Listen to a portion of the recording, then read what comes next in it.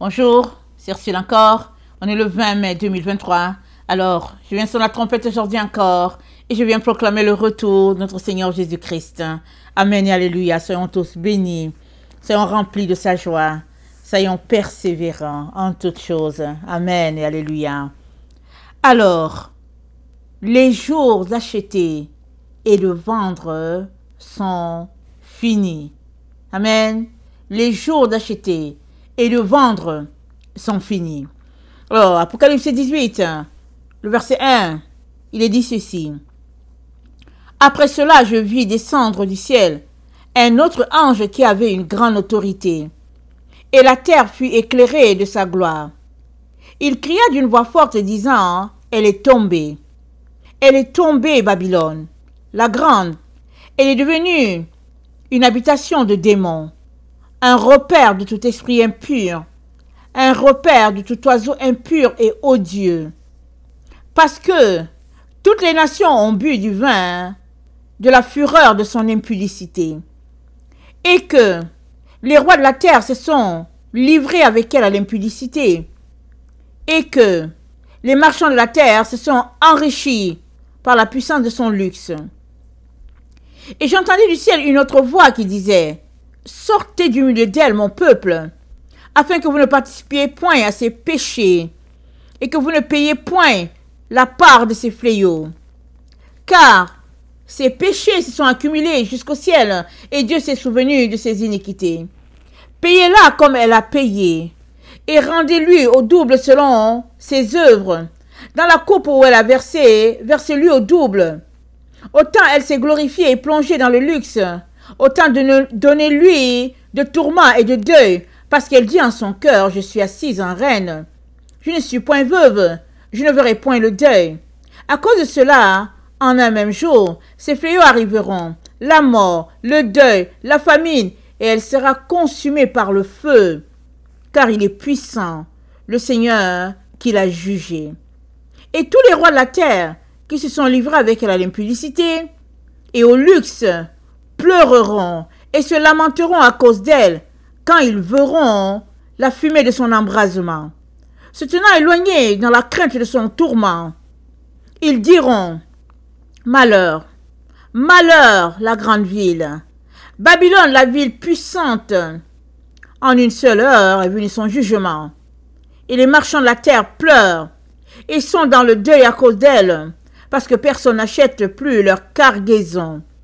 Cargaison d'or, d'argent, de pierres précieuses, de perles de fin lin, de pourpre de soie, d'écarlate de toute espèce de bois, de senteur de toute espèce d'objet d'ivoire, de toute espèce d'objet de bois très précieux, en airain, en fer, en marbre, de cinnamon, d'aromates, de parfum, myrte, d'encens, vin, huile, fine farine, blé, bœuf, brebis, chevaux, de chars, corps, âme d'homme. Les fruits que désirait ton cœur sont allés loin de toi. Toutes les choses délicates et magnifiques sont perdues pour toi. Et tu ne les retrouveras plus. Les marchands de ces choses qui se sont enrichis par elle se tiendront éloignés dans la crainte de son tourment. Ils pleureront, seront dans le deuil et diront, malheur, malheur, la grande ville qui était vêtue de fin lin, de pourpre, d'écarlate et parée de pierres précieuses et de perles en une heure. Tant de richesses ont été détruites. En une heure, tant de richesses ont été détruites. Et dans Daniel 2, on est dans le temps de Daniel. Ne l'oublions jamais. On est dans le temps de Daniel. Si tu ne le sais pas, je t'informe. Et Daniel, c'est le prophète qui, bien longtemps avant que Jésus-Christ vienne, a reçu d'un ange en lui disant, toi va te reposer. Mais dans le temps de la fin, s'élèvera Michael. Et il viendra et il défendra les enfants de ton peuple. C'est-à-dire, dans le temps de la fin, un ange de Dieu s'élèvera et il défendra tous ceux-là qui n'auront pas marché sur les normes de Babylone, en train de courir après les richesses, au lieu de courir après leur Dieu, en train de s'enrichir, en train de se délecter de bons plaisirs pour eux-mêmes, laissant Dieu de côté. Et il a été dit à Daniel, ils seront protégés. Ceux-là qui n'auront pas embarqué dans cette opulence matérielle. Et dans Daniel 2, quand le roi Nebuchadnezzar a fait un rêve, qu'il ne savait pas de quoi il était question, Daniel lui a révélé et le rêve et son explication. Et Daniel lui a dit au verset 35, nous sommes dans Daniel 2, le verset 34, tu regardais lorsqu'une pierre se détacha sans le secours d'aucune main, frappa les pieds de fer, d'argile et la statue et les mit en pièces.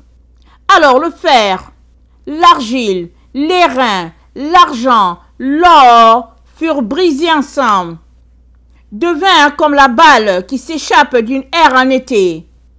Le vent les emporta, nulle trace n'en fut trouvée.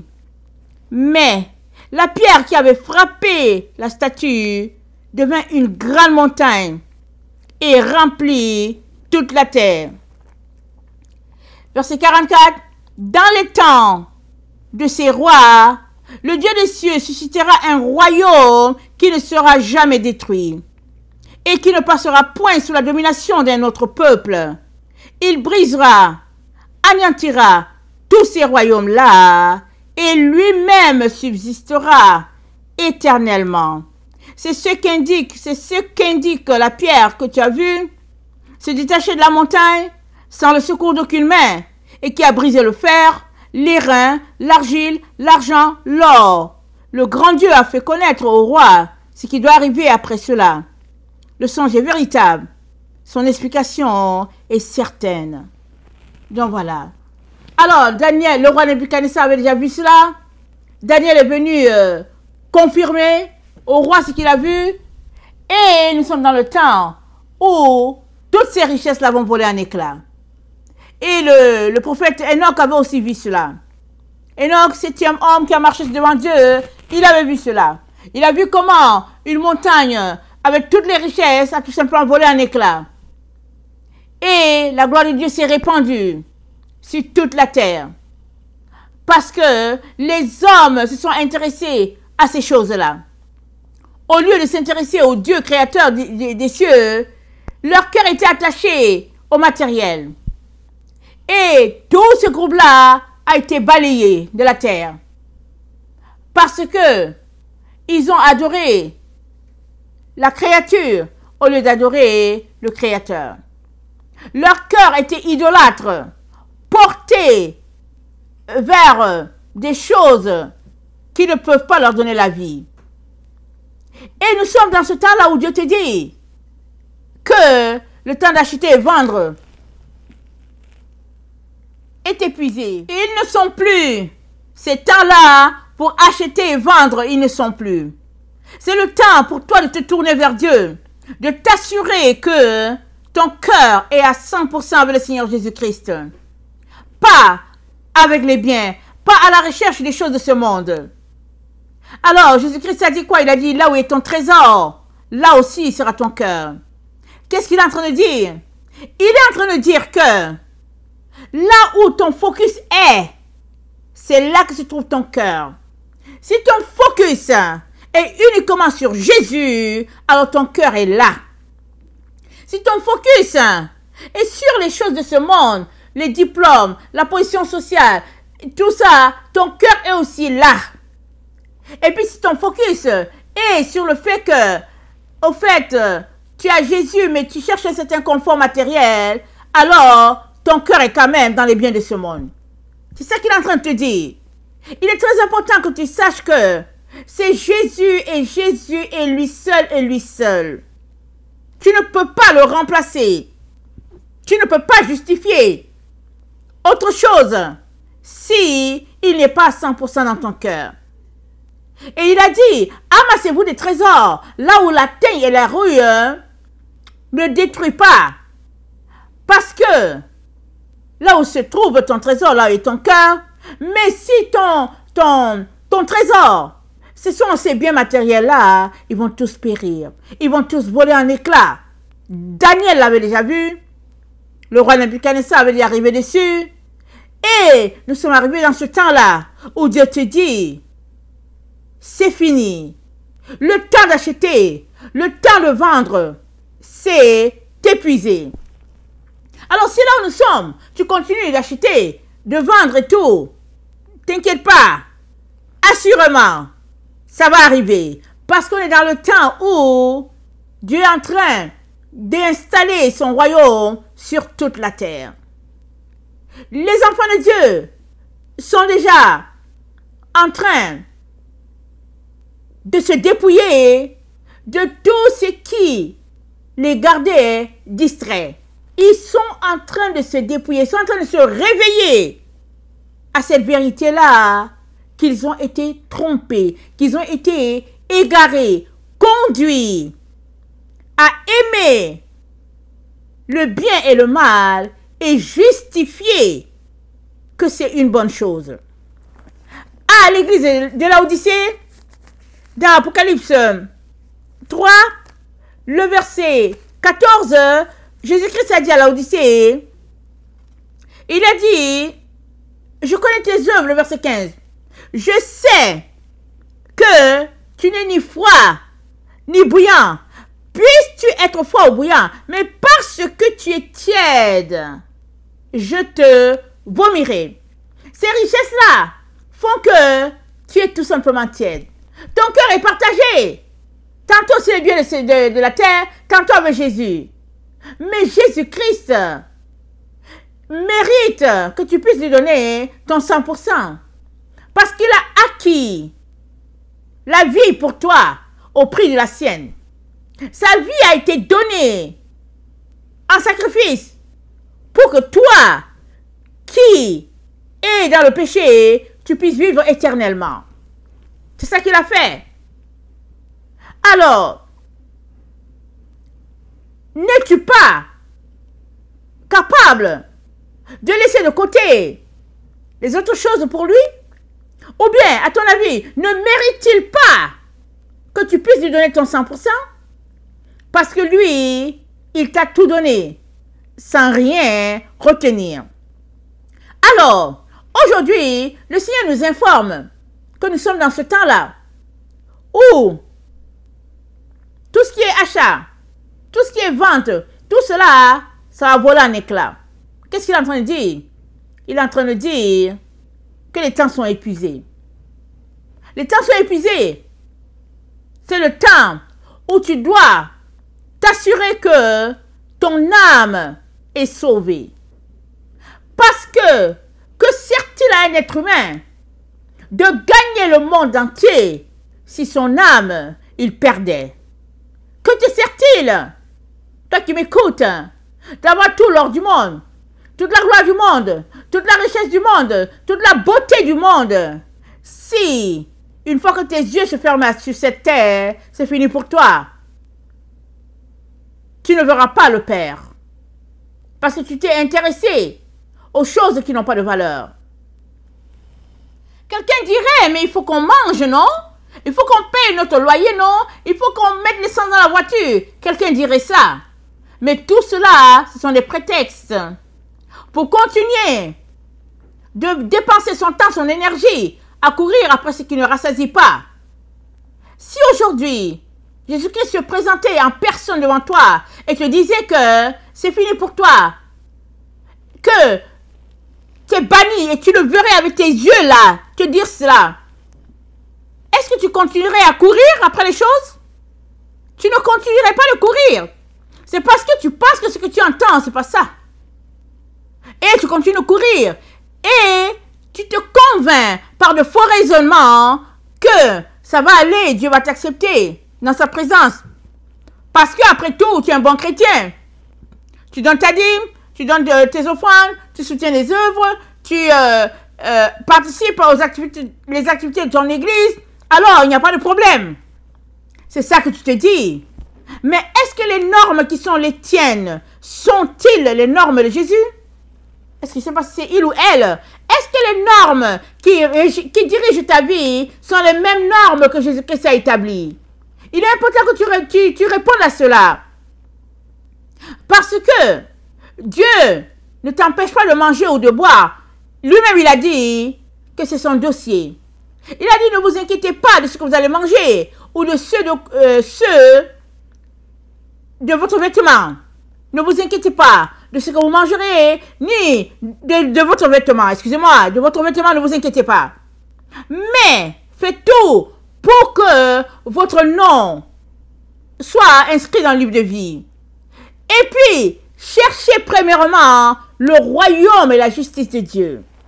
Si tu cherches le royaume et la justice de Dieu, ton nom sera écrit dans le livre de vie de l'agneau. C'est ça que Jésus-Christ te demande. Il dit, ta concentration doit être en premier sur Dieu. Cherchez le royaume et la justice de Dieu. C'est ça ta priorité. Parce que tu ne mourras pas de faim, tu ne mourras pas de soif, tu ne seras pas nu. Le Seigneur dit, c'est son affaire. Mais à toi, il a dit, le royaume, cherche-le. Maintenant, quand Israël était obéissant, Dieu lui avait dit de respecter le sabbat. Les nations venaient autour pour vendre la nourriture et tout, mais Israël fermait les portes pour qu'il n'entre rien de souillé sur le territoire le jour du sabbat. Mais les nations ont continué de venir, ils ont continué de venir, et finalement, Israël a commencé à faire comme les autres. Et ça s'est répandu dans tout le pays, ils ont été déportés, et puis finalement, Dieu a dit, ok, puisque vous aimez les coutumes des nations, ok, on vous disperse. Donc, acheter, vendre, ça ne vient pas du Dieu d'Israël. Parce que notre Dieu a pourvu à tout pour que nous ne manquions de rien. De telle sorte que chaque enfant de Dieu est appelé à se concentrer pour chercher son Dieu, pour l'aimer et pour bâtir cette relation d'intimité. Mais l'être humain a trouvé que ça ne faisait pas son affaire. Si bien que la voie du commerce s'est répandue sur toute la terre. Et mieux encore, dans l'église de Jésus-Christ, il a été établi qu'il n'y a pas de problème à vendre, à acheter, à vivre selon le monde, et aussi les dimanches, vivre selon Jésus, et puis donc voilà. Et Jésus-Christ s'est dit à l'église de Laodicée, je te vomirai, à coup sûr, parce que tu ne rencontres pas les critères qui sont les miens. Parce que tu dis que tu es habillé alors que tu es nu, tu dis que tu es riche alors que tu es pauvre, tu dis que tu vois alors que tu es aveugle, et il n'y a rien en toi, Laodicée, qui fait que je t'accepterai dans ma présence. Je te vomirai. Et Laodicée vomit à cause de ses choix de vie. Parce que Laodicée a choisi la voie du bien et du mal tel que décrit dans Genèse 3. Laodicée a choisi et le bien et le mal. Et puis, pour trouver son équilibre dans ça, Laodicée a juste décidé que voilà comment il va fonctionner. Mais Dieu nous a dit, j'ai mis devant toi le bien et le mal. Choisis le bien. J'ai mis devant toi le jour et la nuit. Choisis le jour. Choisis là où Dieu est. Mais si toi, tu trouves que ce qui fait ton affaire, c'est d'établir un équilibre entre le bien et le mal, Dieu dit, c'est pas ça mes normes. Et tous ceux-là qui vivent comme ça, qui n'ont pas laissé tomber le monde, mais qui servent aussi Dieu, tous ceux-là, ils seront bannis de la présence de Dieu. C'est ça que Dieu dit. Voilà pourquoi il te dit, les jours d'acheter et de vendre sont finis. Parce que dans son plan, il a établi que vient un temps sur la terre où Sion va prendre toute la terre. Sion va occuper toute la terre. Parce que la terre sera remplie de la connaissance de Dieu comme le fond de la mer. C'est ça qui est dit. Et dans Amos 9, le verset 1, je dis, je vis le Seigneur qui se tenait sur l'autel. Et il dit, frappe les chapiteaux et que les seuils s'ébranlent et brise-les sur leur tête à tous. Je ferai périr le reste par l'épée. Aucun d'eux ne pourra se sauver en fuyant. Aucun d'eux n'échappera. S'ils pénètrent dans le séjour des morts, ma main les en arrachera. S'ils montent aux cieux, je les ferai descendre. S'ils se cachent au sommet de Carmel, je les y chercherai et je les saisirai. Si se dérobent de mes regards dans le fond de la mer, là j'ordonnerai aux serpents de les mordre. S'ils vont en captivité devant leurs ennemis, là j'ordonnerai à l'épée de les faire périr. Je dirigerai contre eux mes regards pour faire du mal et non du bien. Le Seigneur l'Éternel des armées touche la terre, et elle tremble, et tous les habitants sont dans le deuil. Elle monte tout entière comme le fleuve, et elle s'affaisse comme le fleuve d'Égypte. Il a bâti sa demeure dans les cieux, et fondé sa voûte sur la terre. Il appelle les eaux de la mer, il les répand à la surface de la terre. L'Éternel est son nom. Mais pourquoi l'Éternel est-il tant fâché? L'Éternel est fâché parce qu'il a créé l'homme à son image et il lui a dit, voilà comment tu dois marcher pour que tu puisses demeurer dans le paradis, dans la présence de Dieu. Mais notre premier père, Adam, il a désobéi et puis tout a été corrompu. Dieu est venu encore sur la terre, sur la personne de Jésus-Christ. Il a rétabli les choses et il dit à ses enfants, marchez sur le droit. Mais il lui donne leur vie avec les lèvres, mais leurs actions témoignent contre eux. Et Dieu veut les sauver, mais ils ne font que courir après les biens du monde, après ces choses-là qui sont là au fait pour les détruire, parce que ces choses-là ne font que les attirer dans le filet de l'ennemi. Mais ces enfants continuent de courir après ces choses-là. Et dans Romains, il dit encore au verset 20, en effet, les perfections invisibles de Dieu, sa puissance éternelle et sa divinité se voient comme à l'œil nu. Depuis la création du monde, quand on les considère dans ses ouvrages, ils sont donc inexcusables. Puisqu'ayant connu Dieu, ils ne l'ont point glorifié comme Dieu et ne lui ont point rendu grâce, mais ils se sont égarés par leurs pensées et leur cœur sans intelligence a été plongé dans les ténèbres. Se vantant d'être sages, ils sont devenus fous. Ils ont changé la gloire de Dieu, incorruptible en image représentant l'homme corruptible. Des oiseaux, des quadrupèdes et des reptiles, c'est pourquoi Dieu les a livrés à l'impureté, sont la convoitise de leur cœur, en sorte qu'ils se déshonorent eux-mêmes, en sorte qu'ils déshonorent eux-mêmes leur propre corps. C'est-à-dire que tout ce qu'on veut voir de Dieu, tout est là sous les yeux. Mais les enfants de Dieu jouent à la sourde oreille. Ils font ce qu'ils veulent. Ils ne veulent pas obéir à Dieu.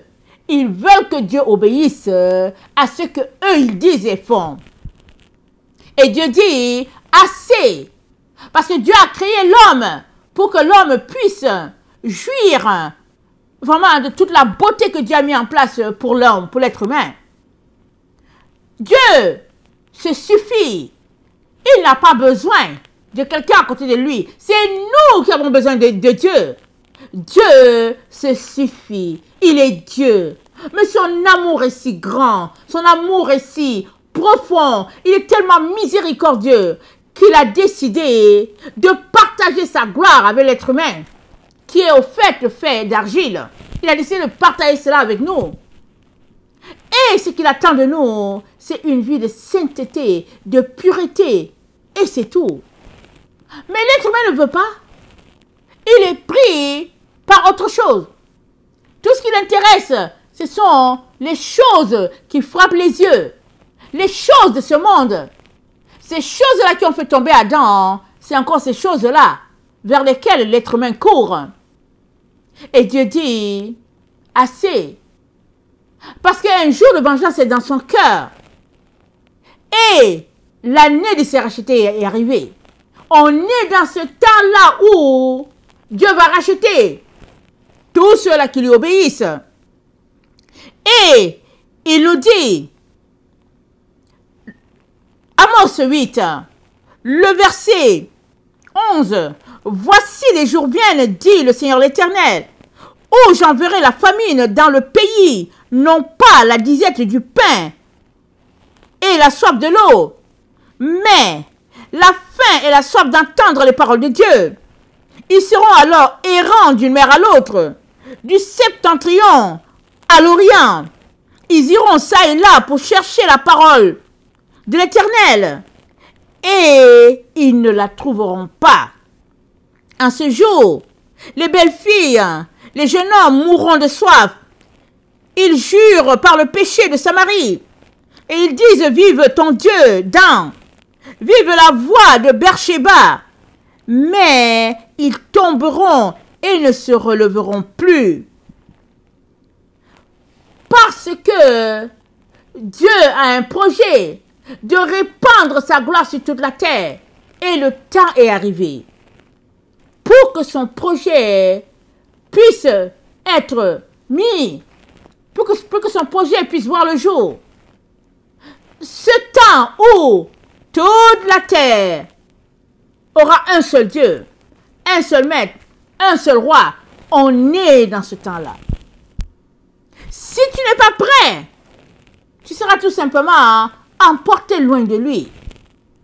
Voilà pourquoi aujourd'hui viens encore te dire, répands-toi, change de voie, viens devant Dieu, demande-lui pardon pour ton attitude, pour ta désinvolture, pour le fait que Dieu parle, tu n'écoutes pas, tu fais ce qui te plaît, alors que c'est lui ton créateur. Suppose que tu as créé un ordinateur, et puis l'ordinateur ne fait pas ce que tu lui dis de faire. Est-ce que tu seras content? Non, tu ne seras pas content. Parce que tu as fabriqué un engin, et l'engin fait à sa tête. C'est ça qui se passe avec l'être humain. Nous avons été créés à l'image de Dieu pour quelque chose de précis. Chacun étant une pièce importante pour tout le puzzle de Dieu. Mais nous ne voulons pas faire notre travail. Chacun se lève, il fait ce qu'il veut. Alors, comment le projet de Dieu va-t-il voir le jour? Et Dieu dit, puisqu'il en est ici, alors, je les livre aux glaives. Ils iront. Et je continuerai avec mon projet. Et Jésus-Christ a dit aux pharisiens, ne savez-vous pas que de ces pierres, Dieu peut susciter une descendance à Abraham? Et c'est vrai. Parce qu'ils étaient la descendance d'Abraham par le sang, alors ils étaient remplis d'orgueil. Ils n'obéissaient pas. Ils portaient des lourds fardeaux au peuple. Ils corrompaient tout le pays. Et ils disaient, nous sommes fils d'Abraham, qu'est-ce qui va nous arriver? Et Jésus-Christ leur a dit, de ces pierres, Dieu peut susciter une descendance à Abraham. Et cette descendance à Abraham, c'est toi et moi, si nous le voulons. Parce que nous venons d'ailleurs. Nous sommes la descendance que Jésus-Christ est en train de susciter à Abraham par des pierres, des cœurs durs. Alors, tu viens d'ailleurs. Tu as été greffé. Veux-tu rendre grâce à Dieu? L'accepter pleinement afin que tu puisses être sauvé? Ou bien vas-tu te comporter comme les pharisiens se sont comportés? En disant que tu es sous la grâce. Eux, ils ont brandi le fait qu'ils étaient descendants d'Abraham. En notre temps, les gens brandissent qu'ils sont sous la grâce, qu'ils ont été sauvés un jour, qu'ils sont sauvés toujours, et que vraiment, en tout cas, Dieu va sauver tout le monde, et puis que Dieu est bon, et puis il n'y a pas de problème à tout cela. Mais tu es dans le leur. Tu es dans le faux raisonnement. Tu es dans l'ignorance. Parce que on est arrivé au temps du jugement de Dieu.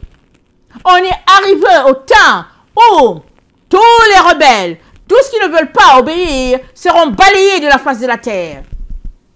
Et Dieu laissera sur la terre tous ceux-là qui lui obéissent. Ce n'est pas comme tu as entendu. Quand on nous a dit que tous ceux qui font du bien vont partir. C'est ça qu'ils nous ont dit. Moi-même, je l'ai prêché. Ne vous inquiétez pas, je l'ai prêché. Mais Dieu merci qu'il a ouvert mes yeux. Et il m'a enseigné sur la vérité. Pourquoi? Parce que je passais mon temps à fouiller les Écritures. Si tu ne lis pas la parole de Dieu, tu ne sauras pas où se trouve la vérité. La seule clé pour toi, c'est de lire dans la parole de Dieu et tu sauras où se trouve la vérité. Et la vérité est que ce n'est pas nous qui partons trouver Jésus, mais c'est Jésus-Christ qui vient.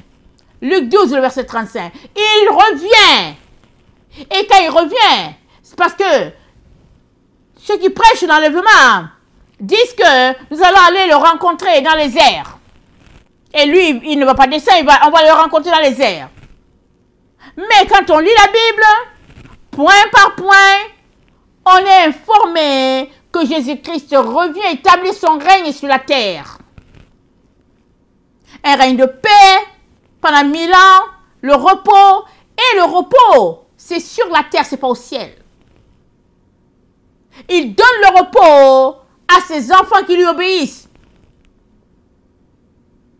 Et il veut te donner ce repos-là. Mais si toi tu es juste pris dans le fait que tu veux t'envoler de la terre, mais Dieu ne peut pas t'enseigner.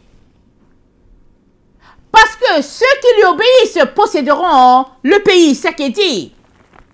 Psaume 37.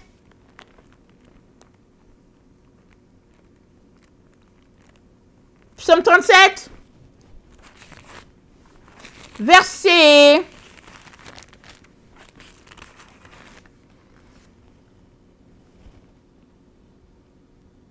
7. Garde le silence devant l'Éternel et espère en lui. Ne tire pas contre celui qui réussit dans ses voies, contre l'homme qui vient à bout de ses mauvais desseins. Laisse la colère, abandonne la fureur. Ne tire pas, ce serait mal faire, car les méchants seront retranchés, et ceux qui espèrent en l'Éternel posséderont le pays. Encore un peu de temps, et le méchant n'est plus.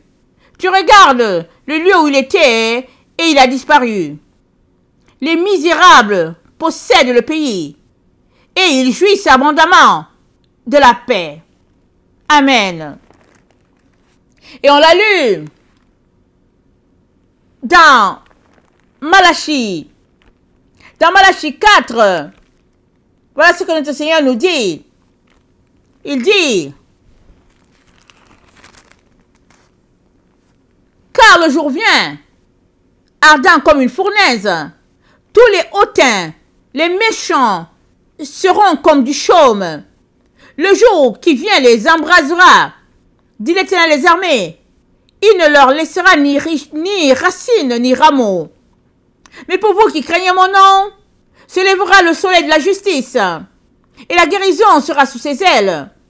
Vous sortirez et vous sauterez comme les veaux d'une étable, et vous foulerez les méchants, car ils seront comme de la cendre sous la plante de vos pieds, au jour que je prépare, dit l'Éternel des armées.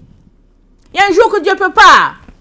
Les méchants seront foulés sous les pieds des justes. Mais pourquoi seront-ils foulés? Parce qu'ils seront détruits.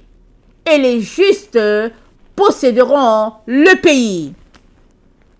Ésaïe 61. Voilà ce qui est dit. Ésaïe 61.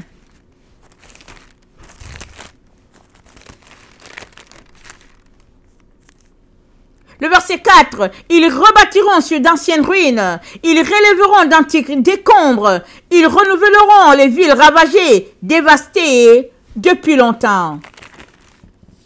Des étrangers seront là et feront paître vos troupeaux, des fils des étrangers seront vos laboureurs et vos vignerons, mais vous, on vous appellera sacrificateur l'Éternel, On vous nommera serviteur de notre Dieu. Vous mangerez les richesses des nations et vous vous glorifierez de leur gloire. Au lieu de votre opprobre, vous aurez une portion double. Au lieu de l'ignominie, ils seront joyeux de leur part. Ils posséderont ainsi le double dans le pays et leur joie sera éternelle. Car moi, l'Éternel, j'aime la justice. Je hais la rapine avec l'iniquité. Je leur donnerai fidèlement leur récompense et je traiterai avec eux une alliance éternelle. Leur race sera connue parmi les nations et leur postérité parmi les peuples. Tous ceux qui les verront reconnaîtront qu'ils sont une race bénie de l'Éternel. Donc, voilà ce qui arrivera à tous ceux-là qui ont choisi le Dieu d'Israël. Tous ceux-là qui ont choisi le chemin de la vérité. Tous ceux-là qui sont détournés des richesses de ce monde, de la voie de ce monde. Tous ceux-là, Dieu leur donnera de posséder la terre. Ils rebâtiront. Sur tout ce qui a été détruit, ils rebâtiront. Et ils jouiront de 1000 ans de repos. Un règne de paix où la méchanceté aura disparu. Un temps extraordinaire réservé à ceux-là qui ont décidé de marcher sur le Dieu de vérité. Il est donc très important, toi qui m'écoutes, que tu t'arrêtes et que tu t'arrêtes et que tu ailles devant Dieu pour te repentir, demander pardon, pleurer devant lui pour qu'il te pardonne ton entêtement, qu'il te pardonne ton double cœur, qu'il te pardonne la voie de la séduction dans laquelle tu es, la voie du mensonge que tu as embrassé, qu'il te pardonne. De le tromper, de dire que tu l'aimes, alors que dans le fond, tu cours après d'autres choses. Demande-lui pardon, afin que ton nom subsiste, afin que ta descendance puisse être là. Sinon, tu seras balayé de la face de la terre. Ce n'est pas comme on nous a dit. Ce n'est pas les bons qui s'en vont. Ce sont les bons qui restent. Les désobéissants, ils seront balayés de la terre. Mais il y aura aussi le groupe des obéissants qui partiront quand même. Il y a un groupe qui partira, qui quittera la terre. Il retournera à la maison. Mais la grâce, le bonheur sera accordé à tous ceux-là qui ont choisi la voie de la vérité. Tous ceux-là qui veulent obéir à ce Dieu-là, Dieu leur donne de pouvoir s'implanter, s'enraciner et jouir de tous les bienfaits de Dieu. Il est important que tu prennes ta Bible et que tu t'asseyes pour fouiller, pour savoir qu'est-ce que Dieu a dit et qu'est-ce qu'il n'a pas dit. Il est important que tu fasses le tri dans tous les enseignements que tu as reçus. Qu'est-ce qui est de Dieu? Qu'est-ce qui est de ton église? Qu'est-ce qui est de toi-même? Fais le ménage. Parce que tout ce qui est vérité est une fumée noire.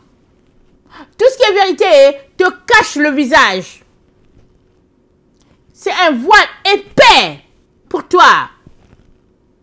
Et si tu ne le vois pas, comment tu as fait pour te diriger? Et comment vas-tu diriger quelqu'un d'autre? Tu es déjà aveugle. Comment vas-tu aider quelqu'un d'autre?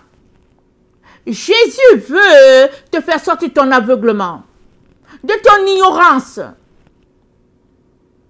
Pour cela, tu as besoin de prendre la Bible. Tu as besoin de dégager du temps pour être avec Jésus. Tu as 24 heures. Tu as besoin de consacrer à ce Dieu-là un minimum de 4 heures par jour. Pour pouvoir l'aimer, le découvrir, un minimum. Parce qu'on est dans le temps où les ténèbres sont intenses. Les ténèbres sont épaisses. Tellement épais, c'est terrible. Mais tous ceux-là qui ont embrassé le Dieu de vérité, Dieu leur accorde de voir. Et qu'est-ce qu'ils voient? Ils voient que le temps de vendre et d'acheter est épuisé. Il n'y a plus ce temps-là. C'est le temps pour la gloire de Dieu de se répandre sur toute la terre. Et cette gloire sera répandue sur la terre par les enfants de Dieu qui lui obéissent. Ils vont travailler d'arrache-pied encore pour répandre le nom de l'Éternel sur toute la terre. Feras-tu partie de ce groupe-là? À ce groupe-là, Dieu accordera une protection sans faille. Mais à tous les autres, il y en a qui vont se retrouver à adorer la bête, à prêter allégeance à la bête. Il y en a qui vont se retrouver. Et Dieu dit, tous ceux-là seront bannis devant sa face.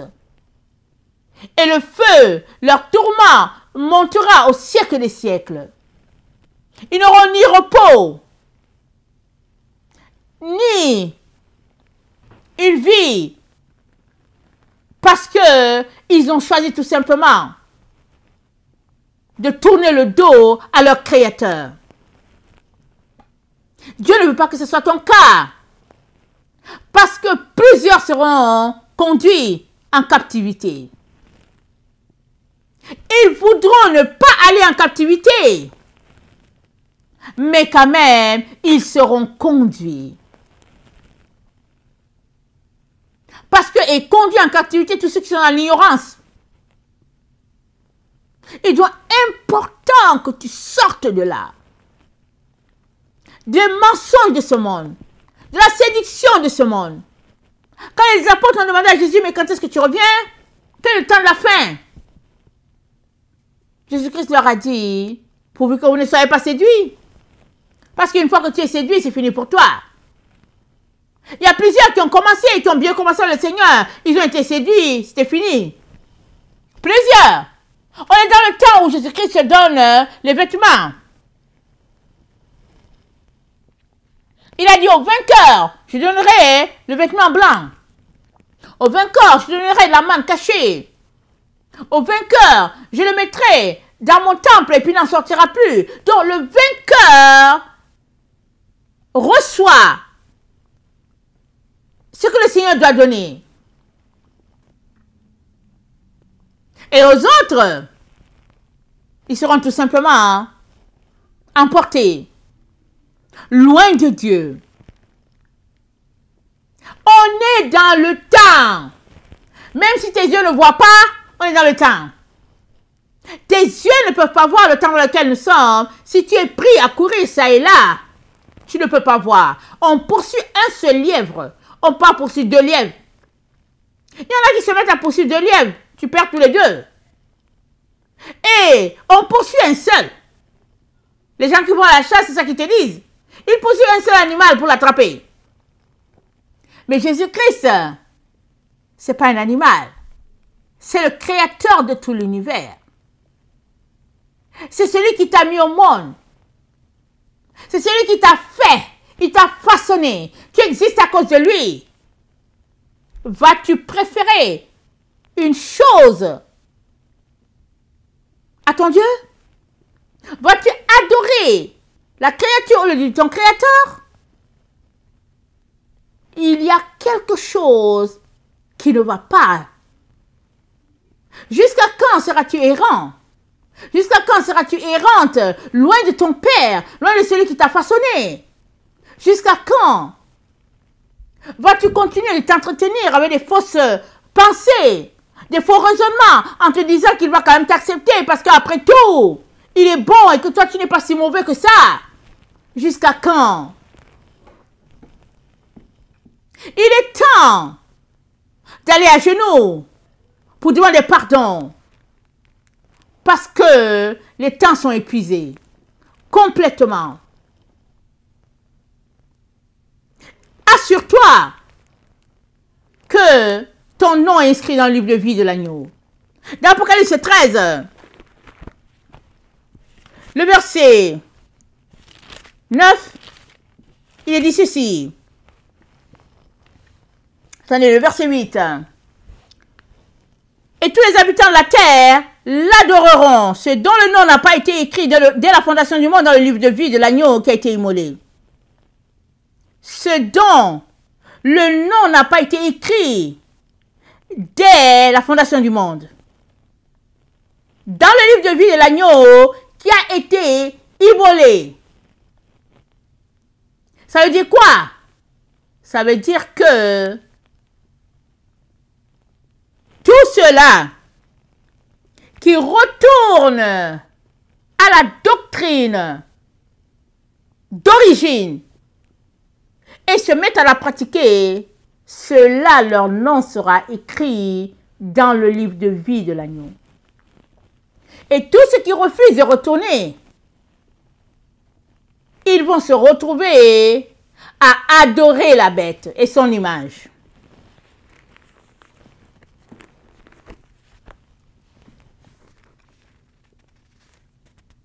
Dans Apocalypse 3, le verset 14, Jésus-Christ dit, voici ce que dit l'Amen, le témoin fidèle et véritable, le commencement de la création de Dieu. Le commencement de la création de Dieu. C'est comme ça qu'il se définit à l'église de Laodicée. Le commencement. Pour bien finir, il faut retourner au départ. Retourne à ce que Dieu t'a dit. Et tu pourras finir. Retourne à l'endroit là où il a donné les consignes. Pour que tu puisses les observer. Mais si tu ne connais pas les consignes d'origine, comment vas-tu finir?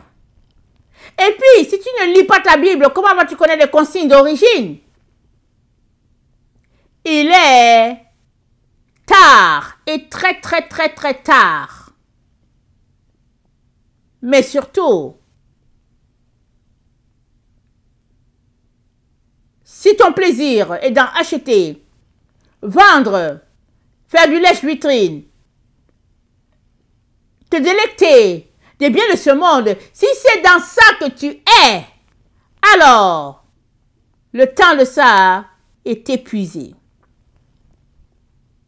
Désormais, ceux qui achèteront prêteront allégeance au despote qui sera en place. Ils prêteront allégeance au système, désormais. Donc voilà. À toi de choisir entre aimer ton Dieu de tout ton cœur, de toute ta pensée, de toute ta force, ou bien aimer les choses de ce monde. Que le Seigneur bénisse sa parole et que nous prenions le temps pour savoir où est notre cœur en réalité. Où est notre cœur? Es-tu de ceux-là qui détournent, qui ont tourné le dos, à leur créateur? Si tu reviens, demande pardon, il te pardonnera. Mais il y a un temps où Dieu a établi pour chacun pour venir demander pardon. Mais si tu ne veux pas aussi retourner à ce Dieu-là et que tu t'es trouvé un évangile qui fasse ton affaire, alors tu seras tout simplement emporté loin de ton Dieu.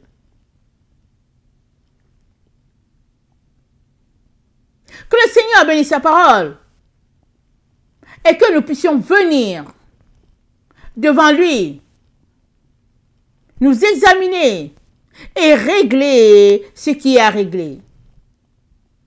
Maranatha, Jésus revient. Amen et alléluia.